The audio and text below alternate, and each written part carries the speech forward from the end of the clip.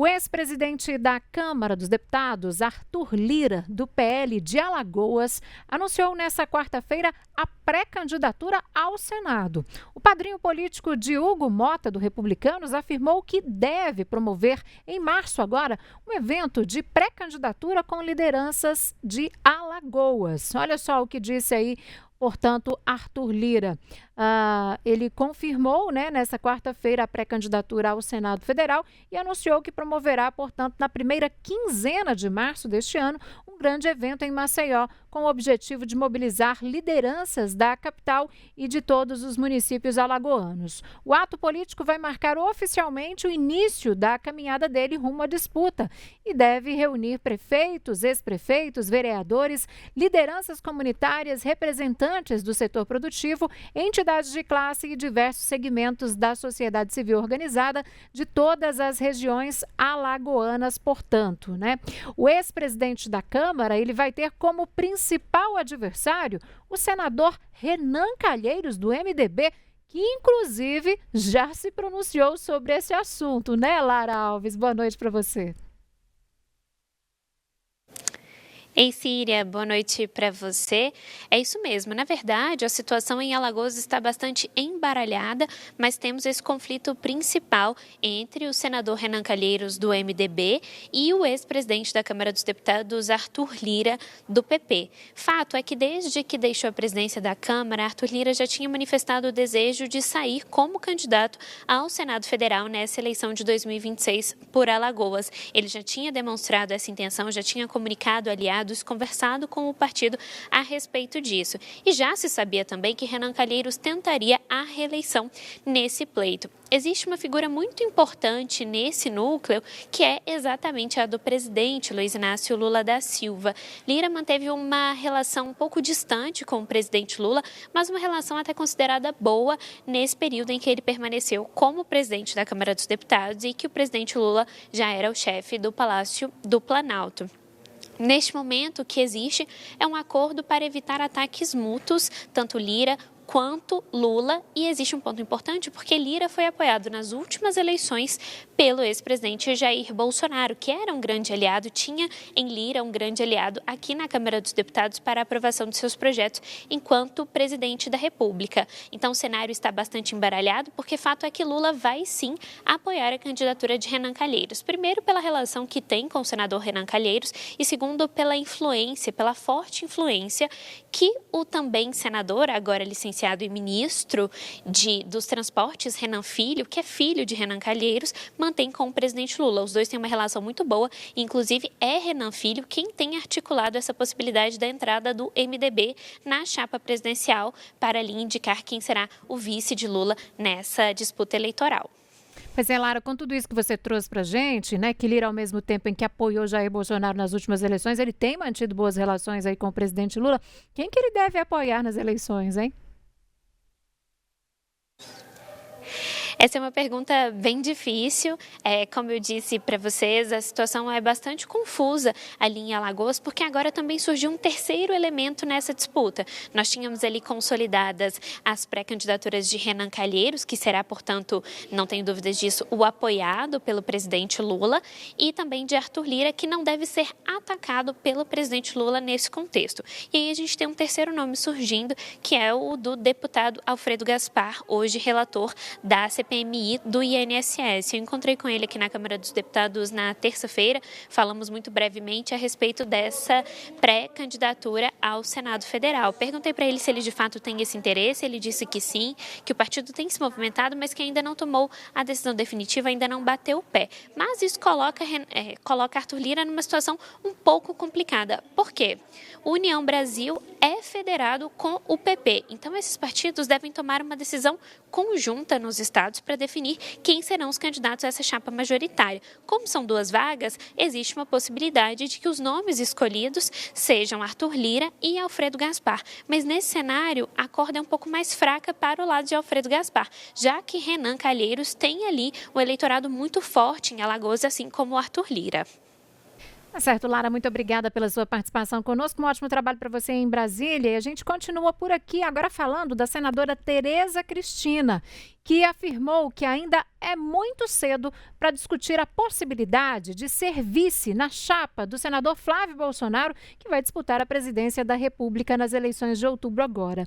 Essa declaração dela ocorreu ontem após uma reunião com o vice-presidente Geraldo Alckmin sobre o acordo entre Mercosul e União Europeia. Eu acho muito cedo para essa conversa. O vice é a última coisa. Ninguém se candidata a vice. O candidato é presidente da República. Isso é uma conjuntura que os partidos que se coligarem vão sentar e colocar nomes. E aí nós vamos decidir. Eu acho que é muito cedo para essa conversa. Fico lisonjeada e honrada com essa lembrança, mas eu acho que esse assunto ainda está muito cedo. Vamos conversar isso para frente.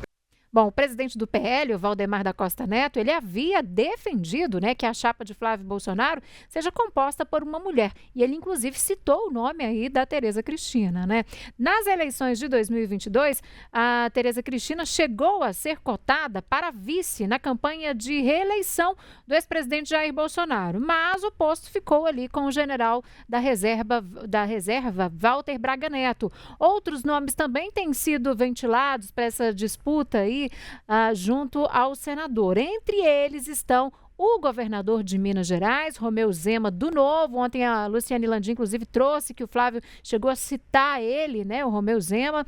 Também outro nome é do deputado federal Guilherme Derrite, do PP de São Paulo.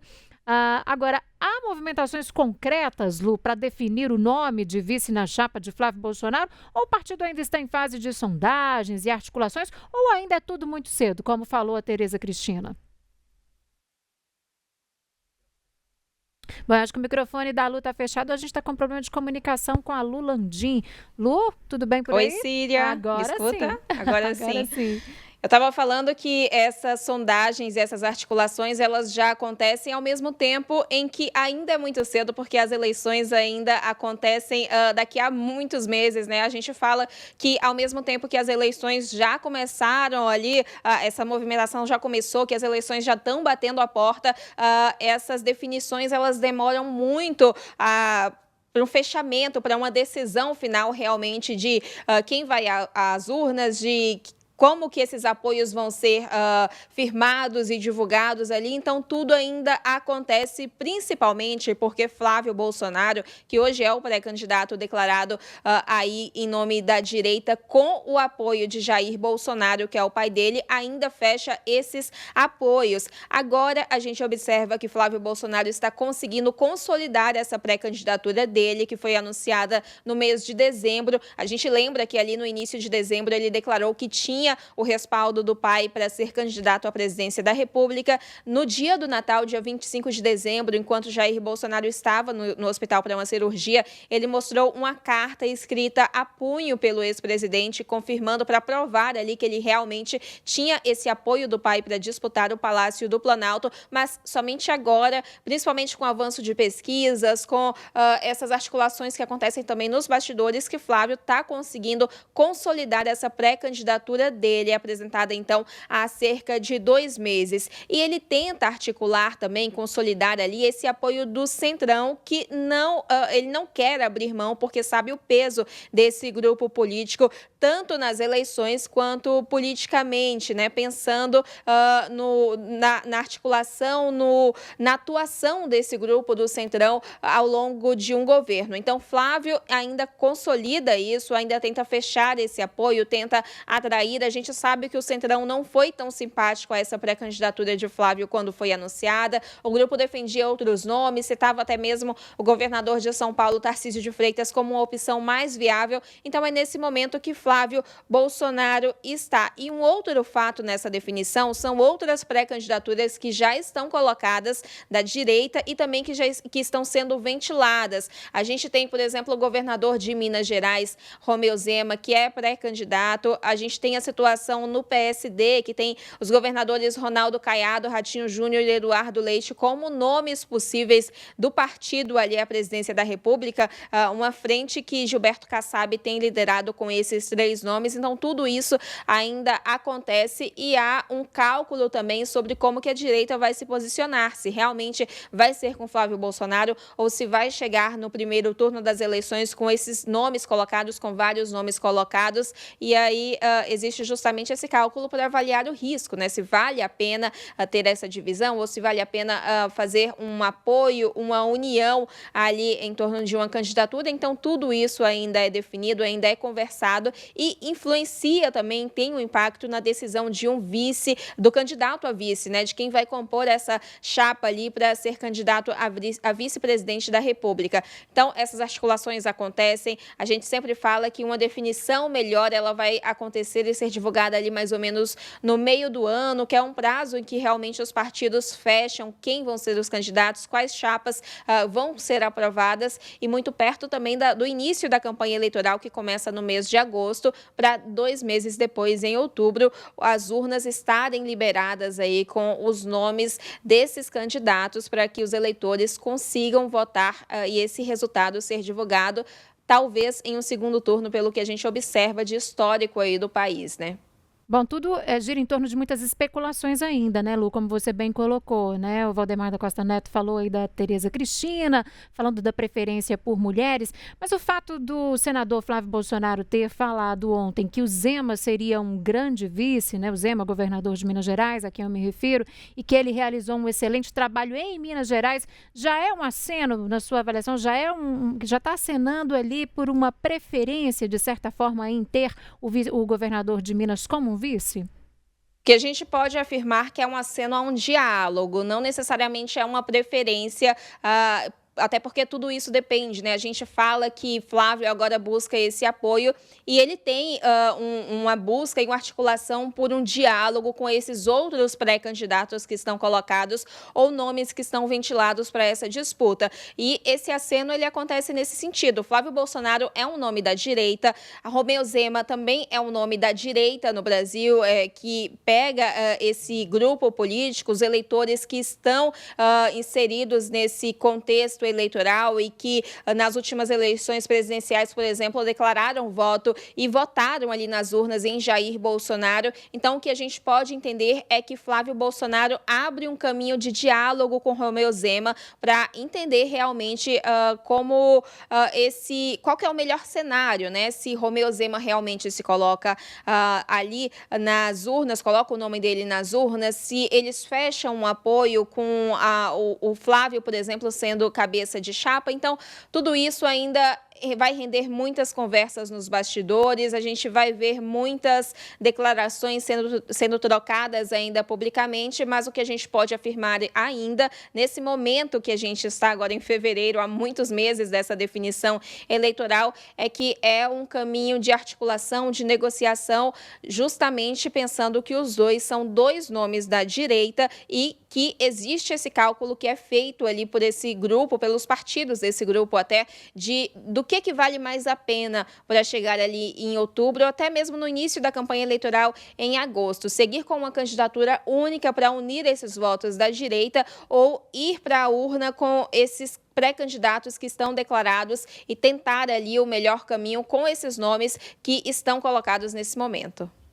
Ok, Lu. Bom, e nesse mesmo evento de ontem também, o ex-ministro Gilberto Kassab, do PSD, ele elogiou muito o governador mineiro, desejou boa sorte para ele nessa campanha que ele fala agora, né, que o Zema afirma até então, ele é firme em dizer que ele vai ser, de fato, candidato à presidência da República e ele não está entre as possibilidades dele até então ser vice, né? Mas, como a Lu disse, Flávio Bolsonaro sinalizou aí, fez um aceno ao diálogo com o governador mineiro.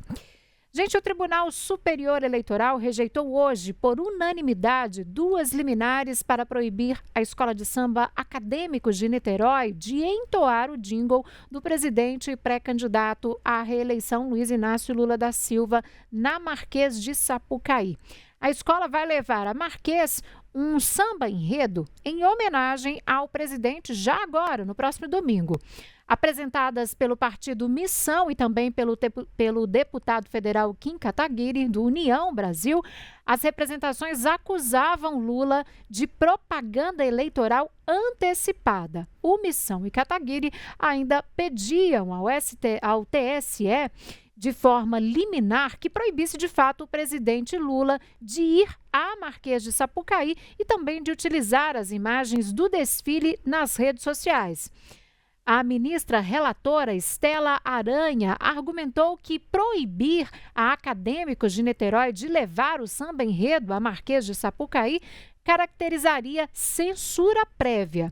A ministra também observou que não é possível enquadrar o desfile da Acadêmicos de Niterói como propaganda eleitoral antecipada, já que se trata aí apenas de um possível futuro cometimento de ilícito.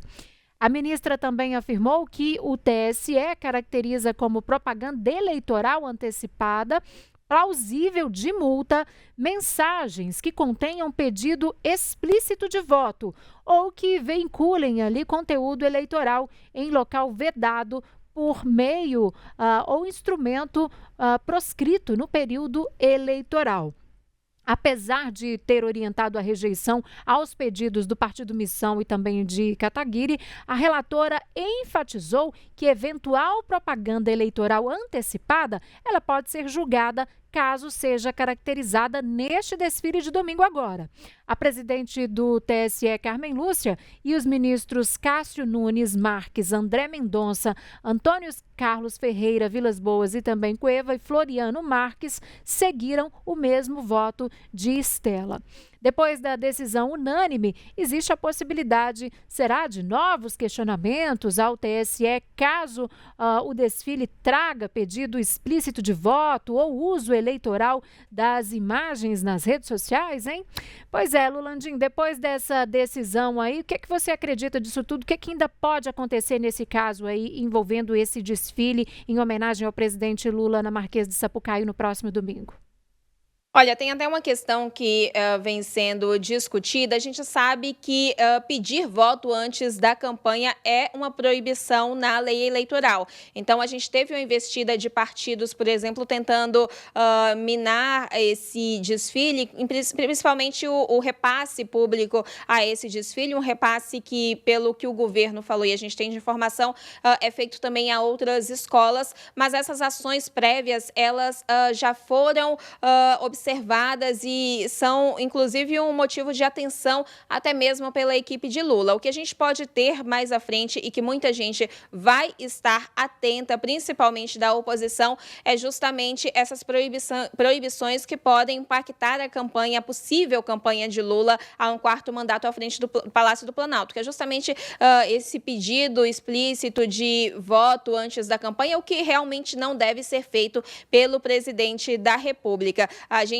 tem a informação de que a escola pretende fazer uma homenagem ali nesse desfile ao presidente. A primeira-dama Janja também deve estar presente. Eu trouxe até um trecho da lei de eleições, já pensando nesse movimento futuro que, principalmente, a oposição deve estar atenta nesse momento. A lei de eleições fala, por exemplo, que não configura propaganda eleitoral antecipada, desde que não envolva pedido explícito de voto a menção a uma pretensa candidatura. Mas é proibido, por exemplo, dizer frases como vote em mim, conto com seu voto. Isso realmente não pode e não há uma intenção de Lula de fazer isso nesse desfile. O presidente realmente ele vai comparecer ali por conta dessa homenagem, das menções que vão ser feitas a ele, mas não pensando exatamente nesse ano eleitoral. É uma questão que os candidatos, eu falo nem só de Lula, né, eles estão atentos nesse momento justamente porque pode contaminar essa campanha